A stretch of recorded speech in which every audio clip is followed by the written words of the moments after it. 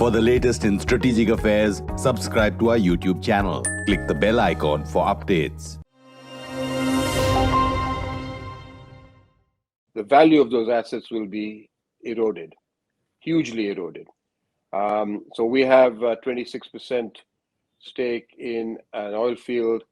We have a 20% stake in the Sakhalin-1 LNG oil and LNG complex.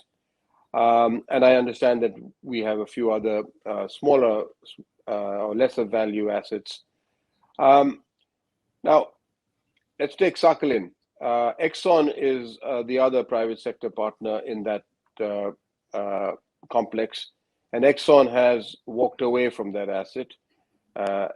They have, in a way, impaired that asset, just like BP walked away from its 20% shareholding in Rosneft and took an impairment, or has taken an impairment, or should I say, will take an impairment of $25 billion.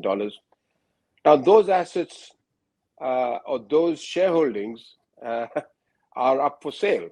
And clearly, at one level, the value of our shareholding in those assets will come down. At another level, of course, it offers an opportunity to buy the assets of companies that have walked away, like Exxon or BP or Shell.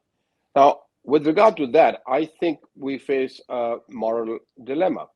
My own personal view is that it would be wrong for us to exploit or leverage this opportunity because it would be unprincipled, it's opportunistic. And I would not recommend that the government look to acquiring the assets of Exxon or BP or Shell at, say, 10, 15, 20 cents on the dollar. That would be wrong. That would be unprincipled. On the other hand, when it comes to the acquisition of crude oil, there, at the moment, we have to look at it like, sorry, I keep saying Soviet for some reason. Russian oil and gas removed from the market. As I said earlier, the price of crude oil could go well beyond 150. And the misery that people are facing around the world today would get compounded. So it is important that Russian oil remain in the marketplace and that it has a market. So I am not going to suggest the same moral sort of constraint or impose the same moral constraint on the purchase of discounted or cheap Russian oil. What I will say, however, in sort of final remarks is at a time like this, we, all of us, whether we're in decision-making positions or, chiefs of oil companies or in government, we have to essentially ask ourselves the question, is there a trade-off between profits and principles? My own view is that, yeah, to an extent, it's often difficult to afford principles if you don't make profits. But I'm pretty clear that if you abridge principles, if you compromise your principles, then you don't deserve profits. So I would very much hope that the government of India and the oil companies will walk a very fine line and not look to leverage the opportunities that have been created because of a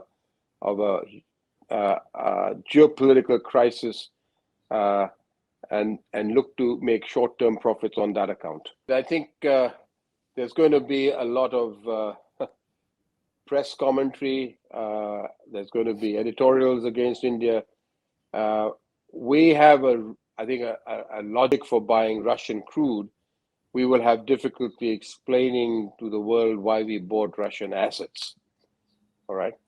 I think that's let's make sure that what we do on the basis of very clearly enunciated principles, and let's not be afraid of brickbats, because no one in the West can afford to throw stones at us because they themselves have actually been pretty ambivalent about their principles.